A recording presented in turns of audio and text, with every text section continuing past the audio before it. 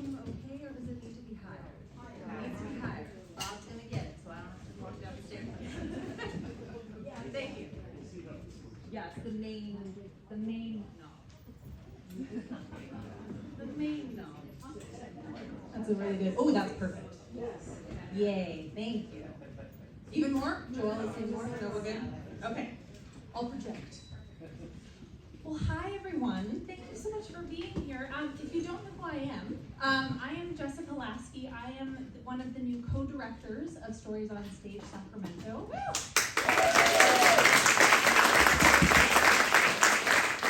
you so much. Very excited to be here. We are just, I say we because the other co-director is my husband, P. Joshua Lasky. He is currently finishing his dissertation for his PhD in Texas, which is a long story, but that's why I am here solo. But we're both very, very glad that you're all here. So happy to see so many faces. So we're very excited to kind of continue the Stories on Stage journey and trajectory into 2023 and beyond. And if you've seen our website, you know kind of what's coming. I'll talk a little bit about that later, but for now, I just want to welcome you and say thank you so much for being with us. I also want to thank our 2023 season supporters. So if you donated through our IOB campaign, which was running through December, all of your donations were able to get matched by the city of Sacramento, which meant that we raised over $12,000.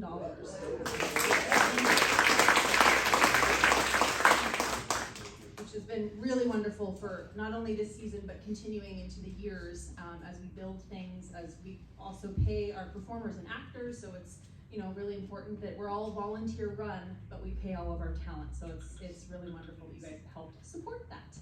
I will give you a little bit of background about the authors and actors that you will see, but I also want to direct you to our website because everybody's bio, headshot, and wonderful interviews with Sue Statz, who is our former, where's Sue? I'm looking for her. Raise your little hand. There she is, by the cookies. Sue is also the purveyor of our cookies, so she's very special, but she is one of our, yes. She's one of our longtime former directors. She's also a board member, and she does amazing interviews with the authors every month. So make sure you check those out again on our website. I'll just give you sort of brief bios so you know at least who you're seeing. So let's start with our authors. And also you may notice that it's called Flash Feb, and that's because all of these stories are very short. They are flash fiction, which generally means short stories that are less than 1,000 words. So you'll see that they're stacked kind of in the program because we'll have them read back to back because we can have more short stories when they are so tiny.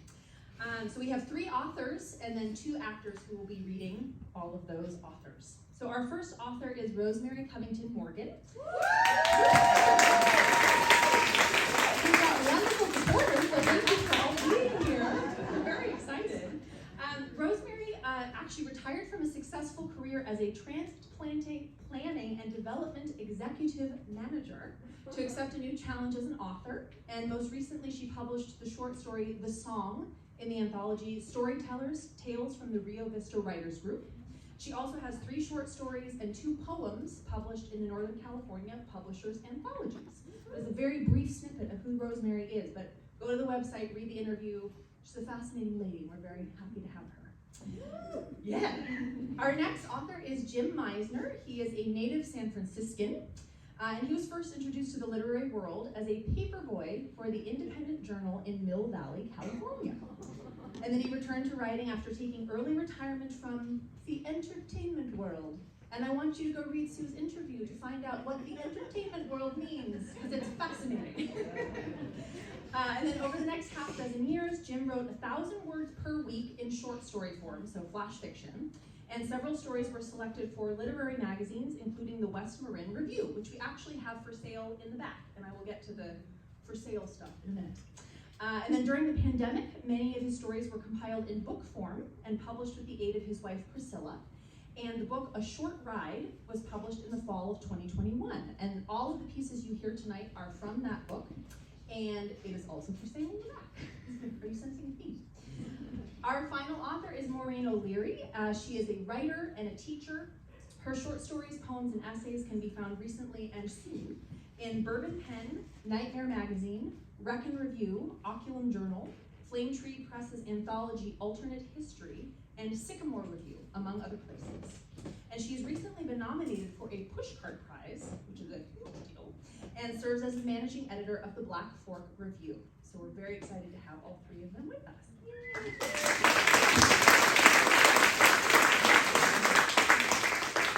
And the actors will be switching off reading one author then another author. So if you didn't already, there is a little QR code that is at the ticket table when you first came in, and if you scan that with your phone, it will give you the program that will tell you exactly what stories are going in what order, to give you an idea of who's who. So now to our actors, our performers, our wonderful performers. Our first is Megan Smith. She is an actor and musician based out of Davis, and she's one half of the acoustic folk rock band Misner and Smith. If you liked the music you heard coming in, that is Misner and Smith. They are wonderful.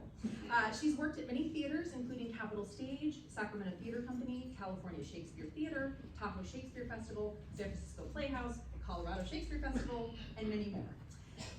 And then we have our second actor is Sam Misner. If his last name sounds familiar, that is because he is Jim Misner, author's son. So we thought it was really fun to have them, since Sam is a professional actor, to have him read his professional author's work. Sam's regional theater credits include Indiana Repertory Theater, Syracuse Stage, Geva Theater Center, Colorado Shakespeare Festival, 4 Seasons with Shakespeare Santa Cruz, Sacramento Theater Company, and Capitol Stage. And he is the other half of Misner and Smith, the band. And a little bit about the band, just because you have heard it. They've released 5 critically acclaimed albums and actually composed original music for productions at Sacramento Theater Company and the Colorado Shakespeare Festival. And they're currently in the studio recording a new album, which is due out later this year. And you can find more information about them through our website as well. There's a link so you can go listen to them, buy their albums, etc. Some minor housekeeping stuff, just so you know sort of where to run if things hit the fan. There's an exit right here. There's an exit back where you came. There are 2 restrooms in the back as well. You probably already discovered the cookies, but those are cookies baked by our own Sue Stats. We also have books for sale in the back, and we have our merch table where you'll find that's Dorothy, our former co-director who just handed over the reins. And we have the anthology that Stories on Stage actually put out about 2020. And actually, Maureen, one of our writers, is in that anthology. We also have tote bags, we have t-shirts, so check it all out at intermission. There will be a 15-minute intermission after the first chunk of writing. And then we'll come back for another chunk, and then you will be free for the evening. So thank you all again for being here.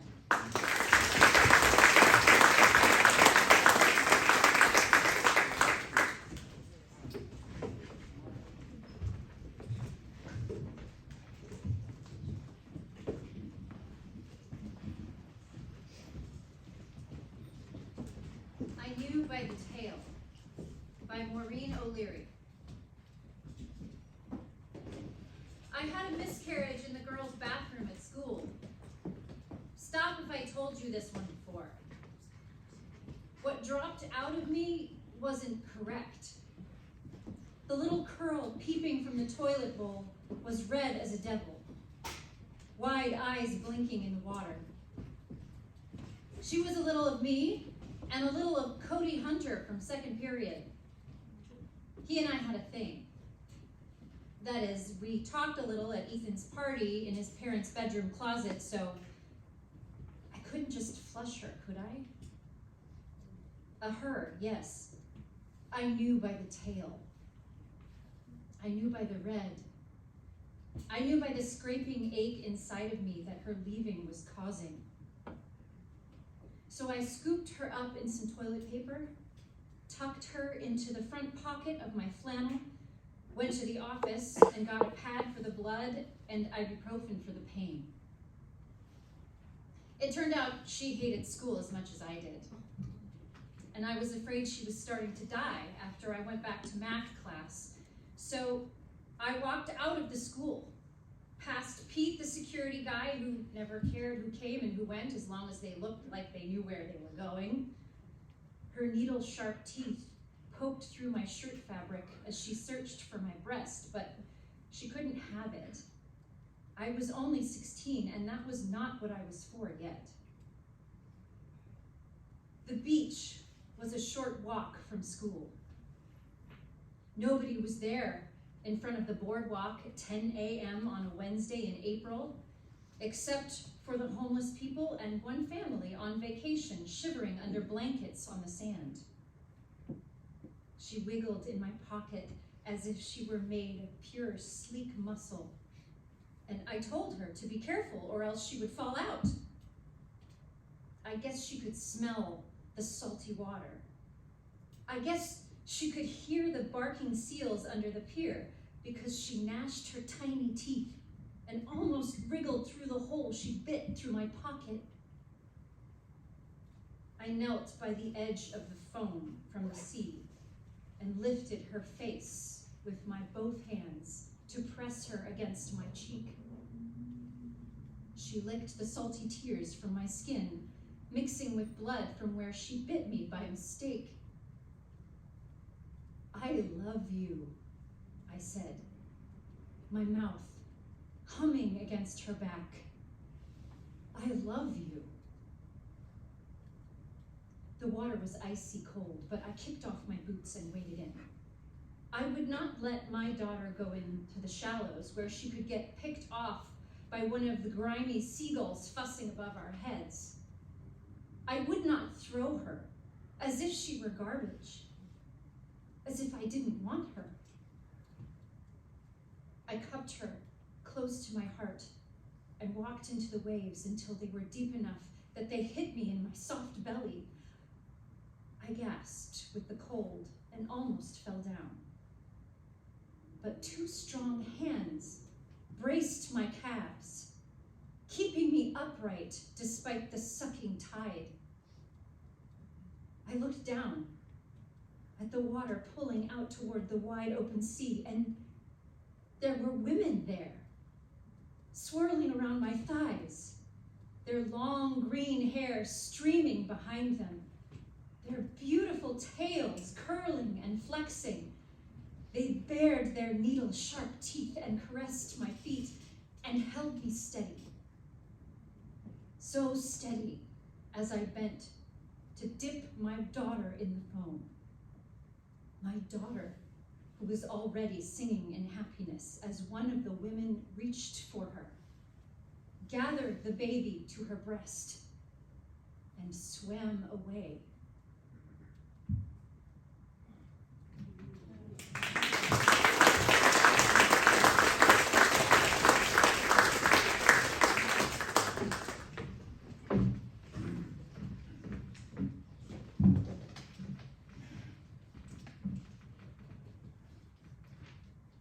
Next Chance by Jim Misner.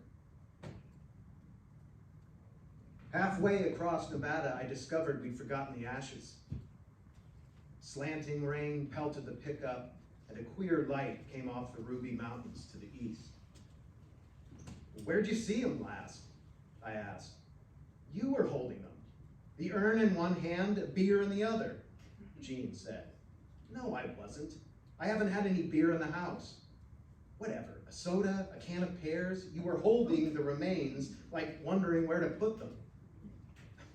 "You had them, Lonnie. Left them in the freezer, probably. Who freezes ashes?" I stared at her sitting behind the wheel until she flinched. "If you're off your meds, Jeannie, you shouldn't be driving." A silence throbbed between us as the Nevada plains sloshed by. The wipers slapped a rhythm and a hiss came off the road. A sign glowed ahead declaring it illegal to stop for hitchhikers. "Who'd be hitching out here?" I said. "Just desert rats. Look at that rain." "There's a prison here, Lonnie. It'd be an escapee sneaking off. You run out of gas here, nobody'd pick you up. Looks like we better get some the next chance." Next chance. Del used to say that. We'd be fishing off the coast. He'd choose a quiet time to introspect. "Next chance I'd get it." something. Girl, a job, a dream. He was going to step up and seize the moment. Though he wouldn't have said it like that. I'm going to grab hold of it and hang on. Yeah, that way. But then he'd get bucked off into another score until rock bottom would rear up again. Dell and rock bottom were two ends of the same street, and that street met up in an urn of ashes back in the freezer. It could be Dell hitching along here, Jean said. Nah, this is a Nevada state pen out here. Well, it could have been here if he'd gotten popped in Reno. Dell only did county time, I said. The walls of the prison east of Elko looked high. Watchtowers, an outer fence, razor wire, light stands.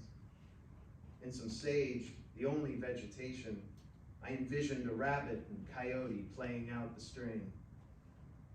About as bleak a setting as you could imagine. You show a guy this out here, Jean said, he'd go straight as an arrow. Go the straight and narrow, you mean. The straight and narrow.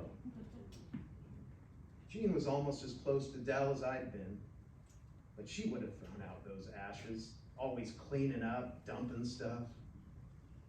We were going to Boulder, visit the sun and scatter the ashes over the Great Divide, some on one side, some the other. Dell's idea. I've been thinking Canyonlands now. He won't know the diff. Let's get gas up ahead, Jeannie. Maybe coffee and some pie. Jean looked over at me, watching me. She'd a gang of expressions showing on her face. There was sorrow and then disgust, exasperation, then weariness, confusion, and finally, love. I guess you'd call it that, deeper than pity anyway. And not just for me, but for the both of us, and for Dell, and our son, and for whosoever might be along the road here needing a next chance ride through this nasty desert storm.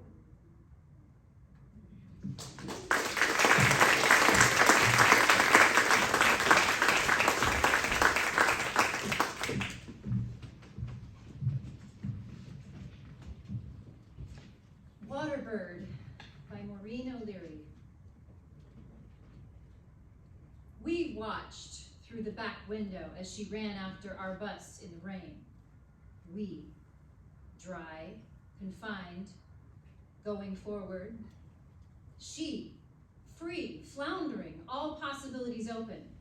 Stop the bus, we called out. Literally, nobody cares about getting wherever at whatever time. What's the big deal? Stop the bus! But the driver pretended not to hear, or maybe he didn't hear, or maybe he couldn't hear. Or maybe we just scrolled through our phones and never spoke up for the woman running as if the bus was worth risking a twisted ankle for, or a broken shoe, or a burst heart. Her heart did burst. The news buried the flash deep in the online edition. The evening broadcast discussed a local woman who died trying to get to work when she missed her bus. And rather than wait for another, she ran down after it. She was a water bird, flapping in the puddles amid other people's umbrellas. She was a single mom, the commentator said, barely earning a living wage. She was a cautionary tale for the plight of the working poor, a tale of generic boxes of macaroni, government cheese, and school lunches that were free and reduced.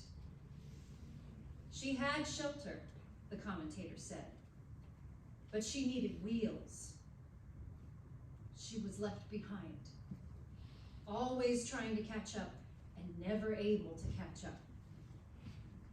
She missed her bus by 20 seconds, but she tried, the commentator said. At least the woman tried.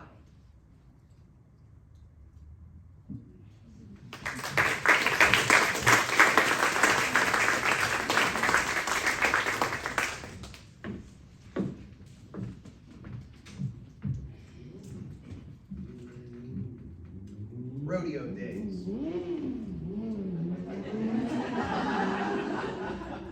It's all part of the show. Rodeo Days by Jim Misner. I walked into the Riverview and saw Lorraine in the dining room. It had been 2 years. She mouthed, "Oh my God," to the women with her. Both of a look interesting to my taste, but I won't get into that again. She looked confident, playful, and ready, like the first time I met her.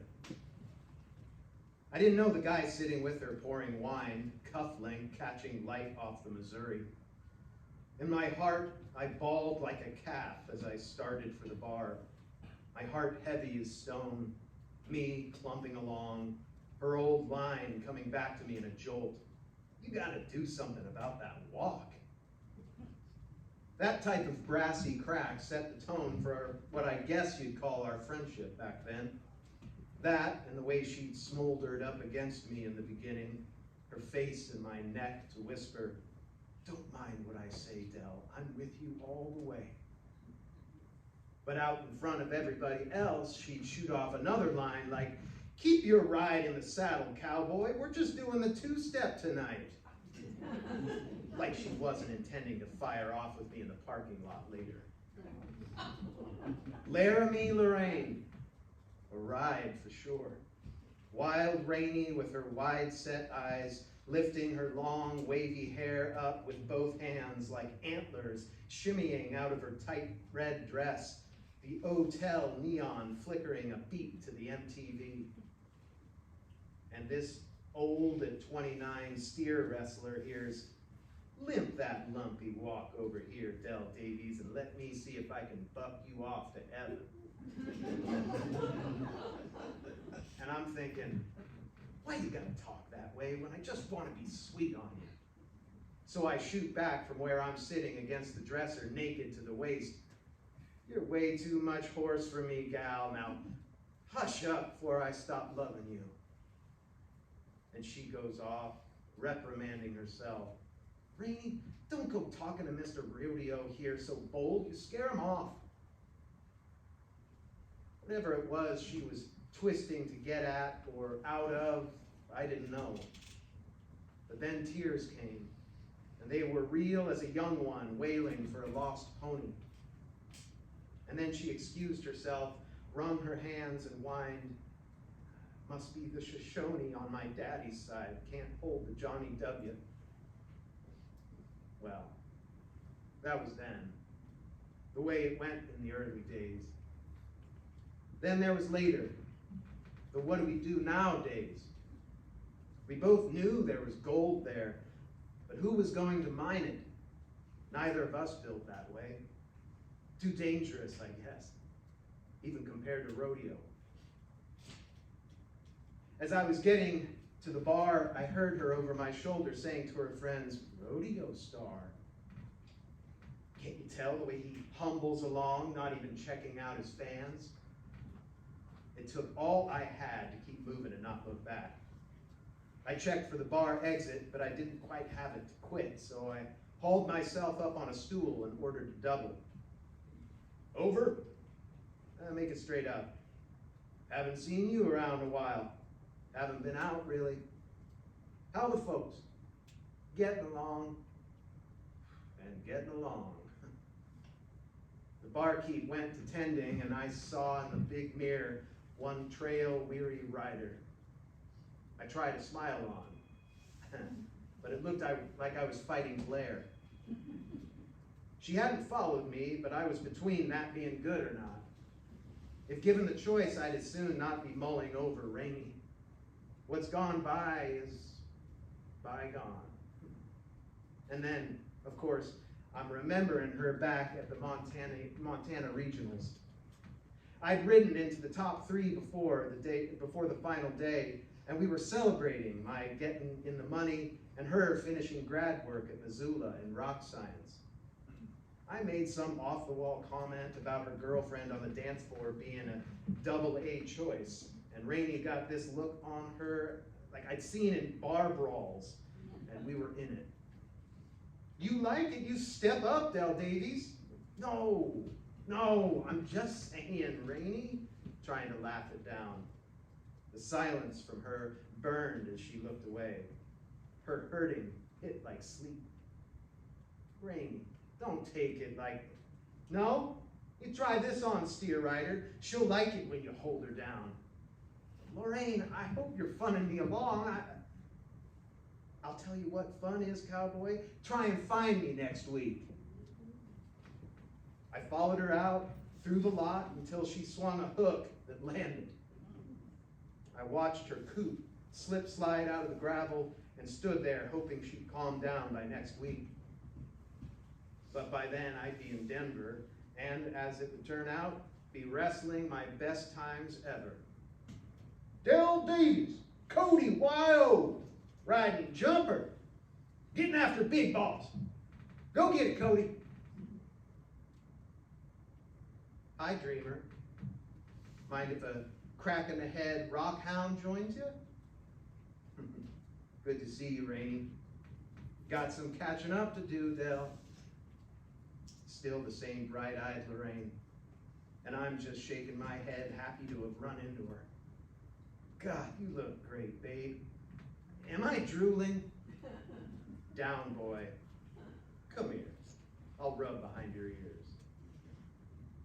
We hugged from adjacent bar stools, arms around each other, head to head, and didn't come up for air until we were both near teary and the bartender was rubbing a towel in front of us, asking whether we were part of some reunion.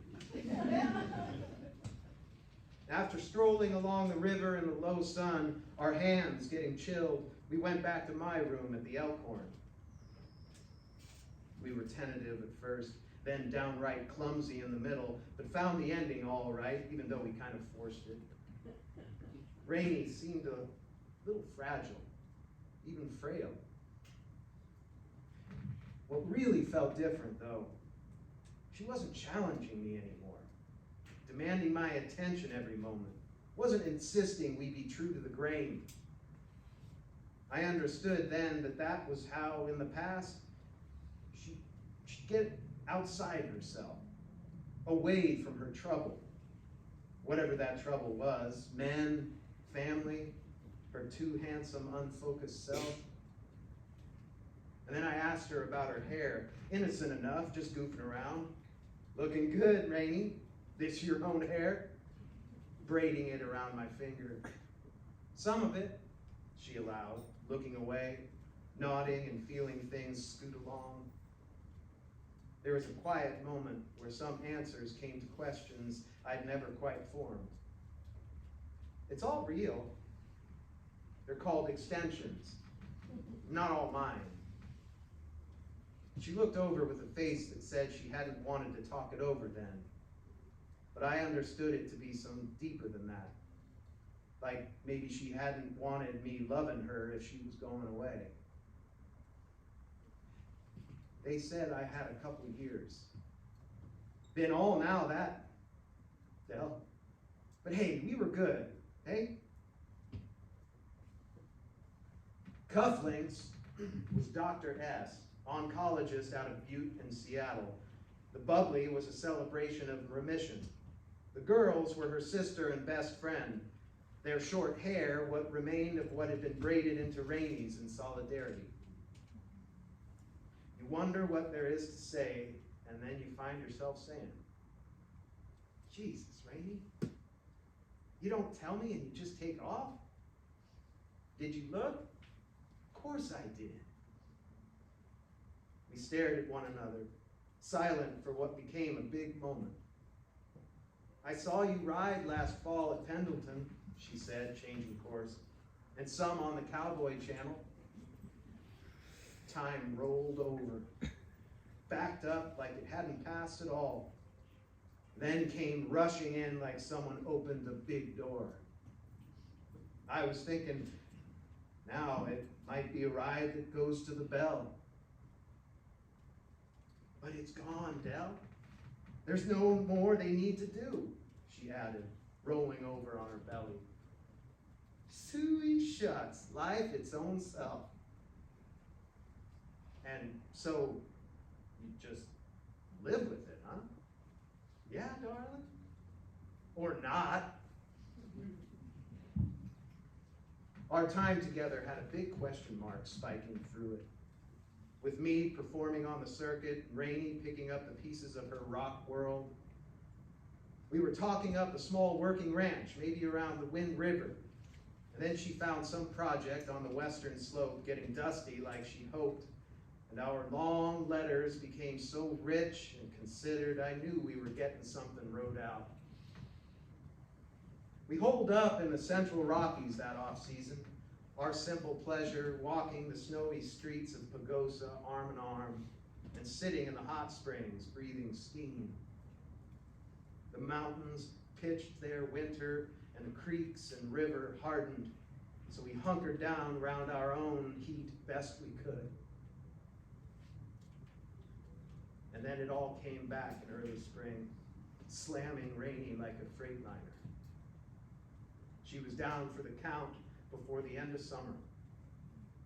The small family and a few friends put her in the ground in the windy August heat in the Pioneer Cemetery outside of Buffalo, Wyoming.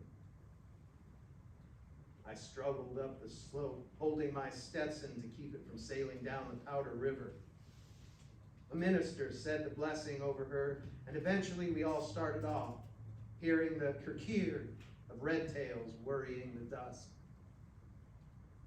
The two came up to me, each taking an arm, sister and best friend, both with Rainey's spit and dare, but dialed down a slight.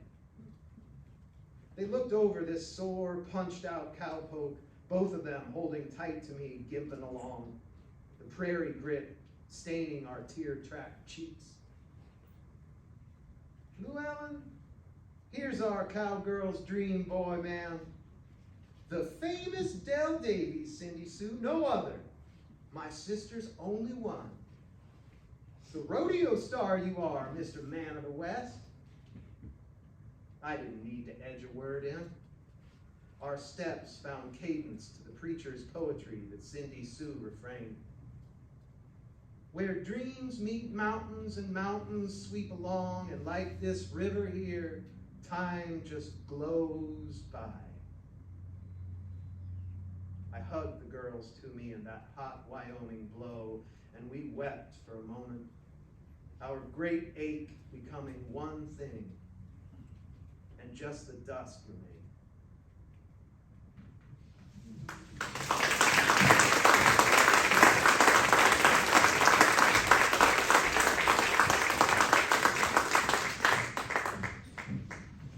Wow, thank you guys very much. So that was our first act. There will now be a 15-minute intermission. While you are intermissioning, like I said, we have things for sale, books, Westmoreland Review, anthology, totes. There are cookies. There are also raffle tickets. When we come back from intermission, we will do a raffle where we will be giving prizes away. So you should have the little red raffle ticket that you got when you came in, but you can also purchase more if you want to up your chances. And otherwise, we will see you after intermission. Thank you.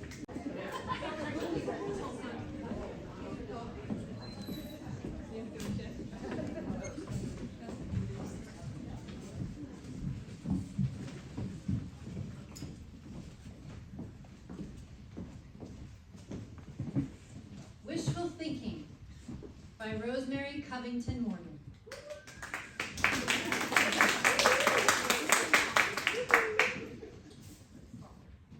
No, I didn't love you. I wanted you to love me. When you didn't, it hurt. My youthful obsession, Gerald, sat across from me in a cheap plastic seat at what had at one time been our favorite restaurant. He walked to the table with the same sexy gait from years ago. As he removed his heavy coat from the body I at one time knew so well, I held my breath. I hadn't seen him in several years. We had a daughter, so we kept in touch. But I had been careful not to see him in person. Our love affair had been 5 years of insane intensity. Breaking up, making up, and doing it all over again. Seeing him again? No. It was too dangerous. "But you chased me all over town," he hissed, flashing the anger that had once been able to throw me into a psychological dark hole. "Called me at all hours of the day and night. Harassed my friends to no end. Now you say you didn't love me? How could I love somebody who would put me through that? Although I didn't realize at the time, we were in a contest, and I was in it to win. You wanted to see how high you could make me jump, and I wanted to make you love me. In the end, neither of us won." I sipped my water, took a bite of my salad, and said, "You called me, Gerald. Did you just want me to come here to see if I loved you 20 years ago, or did you have a serious purpose?" His anger quickly disappeared, replaced by the sly smile that flashed the lovely dimples he had gifted our daughter. He, like our child, knew how well that smile worked on my willpower. "Let's not argue, Kathy," he said softly, and changed the subject. "How is our daughter? How is Lamani? She's grown up so fast. She seems happy." I watched him as he bit into his sandwich, waiting for my response. Our daughter had been his idea. "Let's have a baby," he'd said to me after a passionate night of making love. Can you imagine? A beautiful boy, growing tall and strong, our son, our love. I was thrilled by the idea. Gerald loved me. He wanted us to have a baby, and I didn't care that there was no mention of marriage. I knew it would come in time because he loved me. Our little boy was born a beautiful little girl who grew tall and strong, but was not what he wished for. He later made the boy with someone else. She's fine. You see her nearly as much as I do. Why do you ask? Does she seem all right to you? He didn't say anything, just nibbled on the French fries. He was starting to look uncomfortable. Maybe you didn't love me, but I did love you, Kathy. I kept pushing you away because if you knew, you would hurt me. So I hurt you instead. Again and again, I retorted. I know, I'm sorry. We were young, stupid, and full of ourselves. Too young to handle being in love. I guess you became bitter. So did I, at least for a little while. But did you come to hate me? I sat straight in my chair and tried to look into his eyes. I couldn't. I had long ago stopped trying to define my feelings. I had blocked any emotion toward him. To me, the thought of this man had become an irritating reminder of my youthful stupidity. I don't know, Gerald. I don't hate you. I love Lamani. She's part of you, so I can't hate you. It was getting late. I was at my lunch hour and I needed to get back to work. My jittery hand moved the fork around the salad I'd hardly touched. As young lovers, we ate lunch together nearly every day. Sometimes we would go to the park, split a sandwich, and just sit, staring. Other times we might come to this same restaurant, sit in a booth next to each other, hold hands, and share our French fries. The joyful anxiety of being with each other often took our appetite, kept us from finishing a meal. Why did you want to see me, Gerald? He reached for my hands and held them gently as his eyes swallowed my heart. To tell you I love you. To tell you I loved you then, and I love you now. He released my hands and called for the check. As he put his credit card in the folder, he said, I wanted to make sure you knew before too long while I can still communicate, while I can still say what I need to. I'm very sick, Kathy. I'm facing a difficult battle. I may not recover. Of all the things he had been, Gerald had never been a liar. Our server returned with the check. While signing it, he said, I don't expect you to say anything. I don't expect to say anything. I don't expect anything from you. I wish you felt differently. I wish you still cared, but I understand. He stood, wrapped himself in his coat. Please tell our daughter. Let our daughter know her father always loved you. Despite everything that happened between us, it's important to her. I opened my mouth to say something, but there were no words. He buttoned his coat. I watched as he walked out into a cold, windy day. The door closed with a slight bounce. I didn't breathe, hoping the wind would blow it open again. It didn't.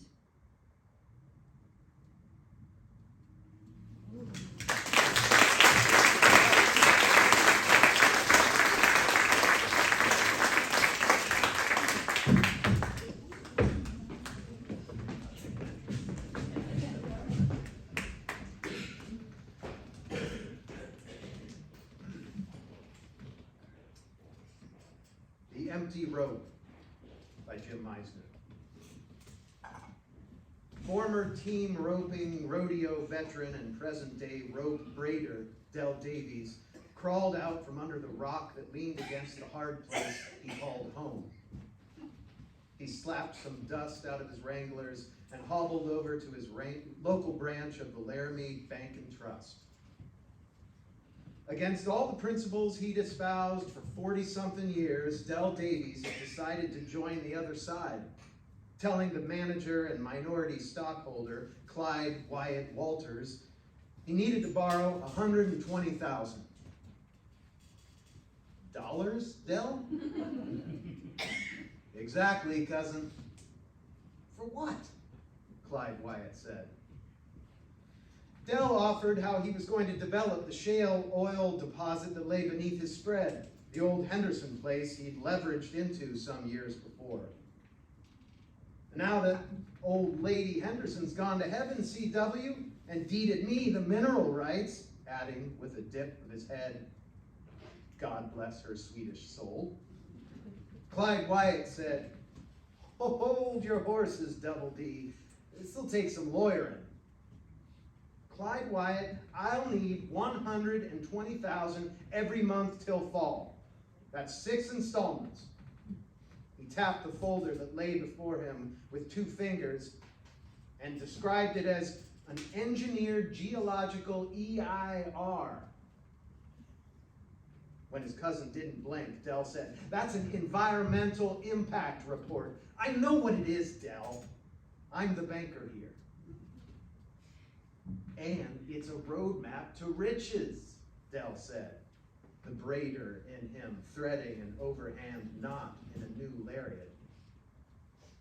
You want in, you better get yourself 2 of them Cheyenne hyenas on retainer, Clyde. Clyde Wyatt made a face like a chipmunk, swallowed, and said, well, let me see that report.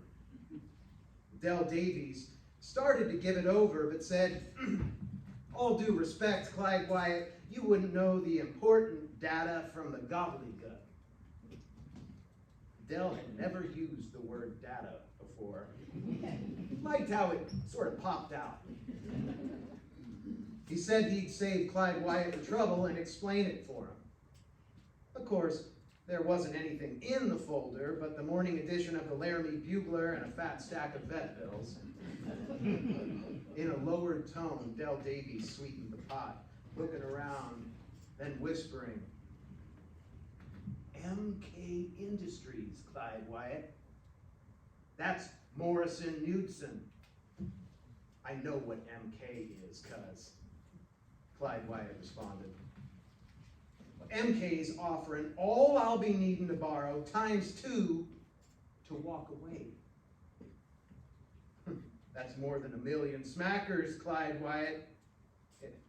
1,440,000, Double D. "So, you know what that suggests, Clyde Wyatt. Tells me there's substantial more down there, and that's why I'm coming to you first." Clyde Wyatt Walters had been instrumental in putting his cousin, Del Davies, into a certain precious metal mutual fund with everything Del had saved for 18 years of hard-knock rodeo. It was back in 2005, and 3 years later, Del Davies was a dry hole.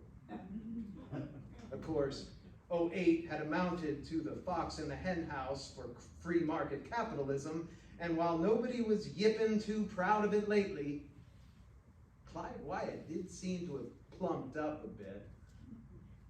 Longer than a banker's memory, Del Davies thought in silence, is their courage with other people's money. Del Davies was back in the saddle. "Now, Clyde Wyatt, do I have your attention?" Del Davies said. "Why, yes, cousin, you do, Del. And I'm thinking we might just keep this in-house partnership." Clyde Wyatt sat a little higher in his swivel chair as he straightened the papers on the blotter. Del Davies lifted an eyebrow and shot his cousin a look. He cinched the Honda knot and felt the heft in the lasso. Could see it looping when it rose up overhead.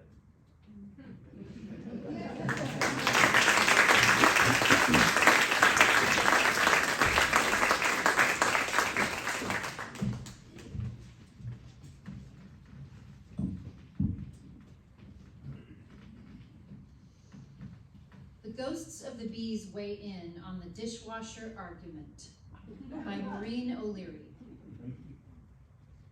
The man bows his head with the dirty plate in his hand and thinks about how he doesn't like the way the woman smells anymore.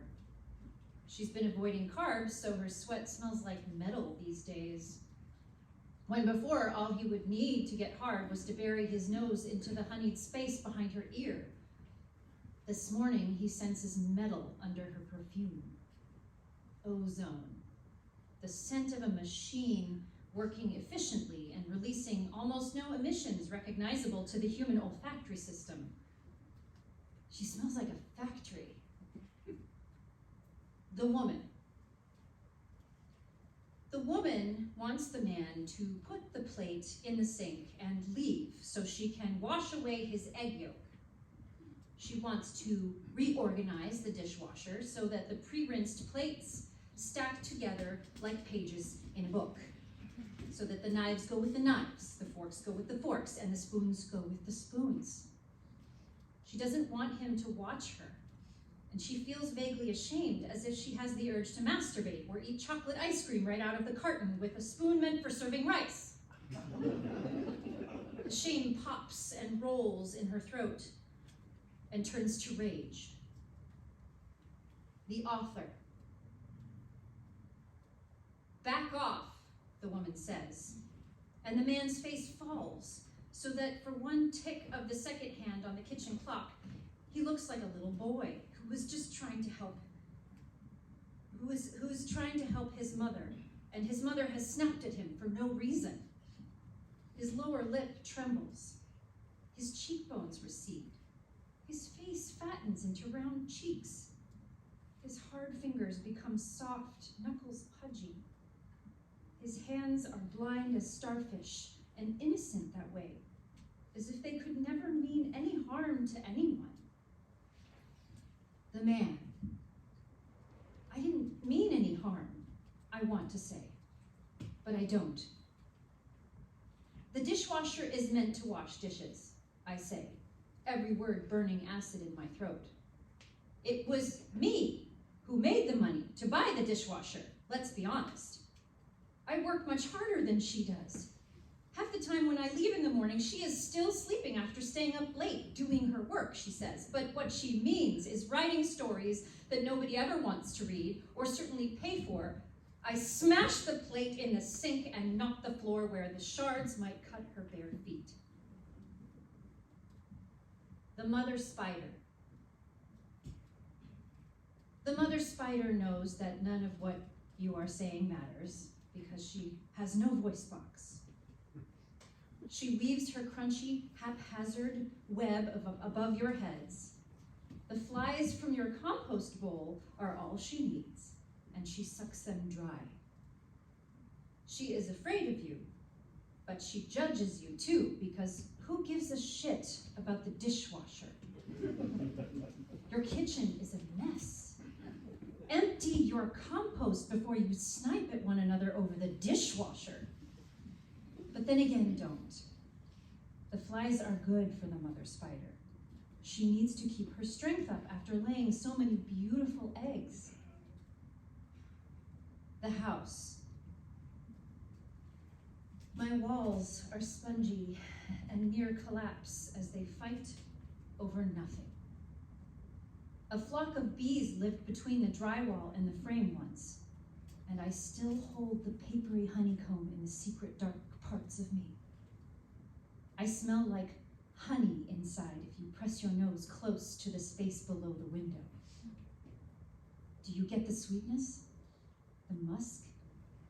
The memory of a time when everything was buzzing and flowing, and we concerned ourselves only with what was working and how we lived together for the thrill of where their legs touched and where their tiny hairs collided. The ghosts of the bees. Those were the days when we lived for each other. We made honey that was so thick it pooled at the base of the wall for days before oozing through the chalky drywall. The sweetness of our work filled the house on warm days like incense. The buzzing of our wings, the smoke that bore the honey on the air. Those were the days of longing for the queen, of bristling in ecstasy, of getting so lost in one another. Nothing else mattered but what we could make from love. We remember the heady excitement of being alive. But when we try to catch the scent in the kitchen, it isn't there. We don't believe the house, that memory is enough to make feeling. We don't believe that papery artifacts of when we were better together work to give us joy. What? We're arguing about dishwasher now? We're arguing about a machine? We used to taste. We used to writhe. We used to destroy the walls with our honey. The baby spiders. Look up at the ceiling corners and in the cracks. There, writhe quivering, bulging spider egg sacs. The babies are curled together in bundles, silky and white. They listen to the man and the woman as they fight. The babies loosen their legs and push from the fibrous locks. The woman cries, and the second hand talks. All fall from above like legged rain. Their jaws are open and ready to cause pain. The ghosts of the bees blow on their silky threads. Now the babies have landed on the couple's heads.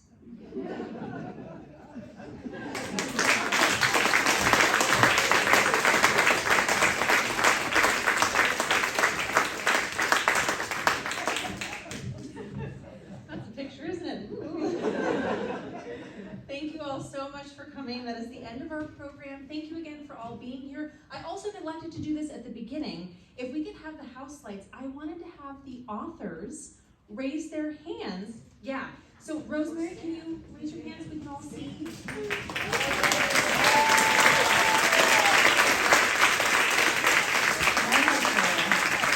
And Jim, could you wave your hand? There you go.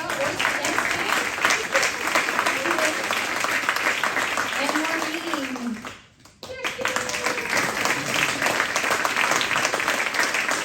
And once again, a hand for our wonderful actors, Nathan and Sam. And I also want to send a huge thank you to our volunteers, because honestly, without them tonight, I could not have done this. This is my first time at the rodeo, and I could not have done it without them. So thank you so much, Joella and Bob and Anna and Dorothy and Peter and Mike and Tony. Thank you all so much for everything that you do. To give you a little sneak peek of our next event, it's not going to be next month, because this first season we're doing every other month, just so you know we can move back to California and not make ourselves insane. But our next event is in April, and it is actually on a Saturday instead of second Friday. It is Saturday, April 15th, and it is Literary Death Match. And I bet a lot of people don't know what that is, because I've gotten questions like, death, why death? So to do a little brief explanation, it's a really cool event that's actually international. We are going to be, for the first time, it's going to be in Sacramento. We will be their 74th city in the world. And it's essentially a very fun literary competition. We have 3 celebrity judges who are going to be people that you know from the community. Robert Nelson, president of Sac State. Vicki Gonzalez, who is the host of Insight on Cap Radio. Nikisha Henry, if you've seen her before here. Yeah, she's an incredible actress, but she's also done TV. She's an advocate. She's on the school board. She's an amazing person. So we have celebrity judges who will be judging, but gently, for authors. And we actually have at least one of those here tonight. Naomi Williams is going to be one of our authors. And we also have Marcelo Hernandez-Castillo, and we have Anthony Juan, who's also an actor in town, if you've seen him before, and memoirist Claire Frank. So essentially how it works, the authors will read pieces that they've written, probably things you have not heard before. So even if you're familiar with them, could be brand new pieces. And the judges will gently judge them, and it's really just a lot of fun. And essentially we narrow it down, semi-finalists, finalists, and then there's a champion who's crowned at the end. And it's just a very fun, funny evening. And we're really excited to be able to host something that has been going on for a long time and all over the world. So Sacramento's next. Yeah. And tickets are available for that. They are going to be $20, just to warn you, because it is going to be a bigger event, and it's quite a lot to put on. So if you already are a season subscriber, however, you get into that just as a season subscriber. So no need to buy any extra tickets, but we're very excited to see you on April 15th. And otherwise, thank you so much for making this such a fun event, and especially as my first one. Thank you very much.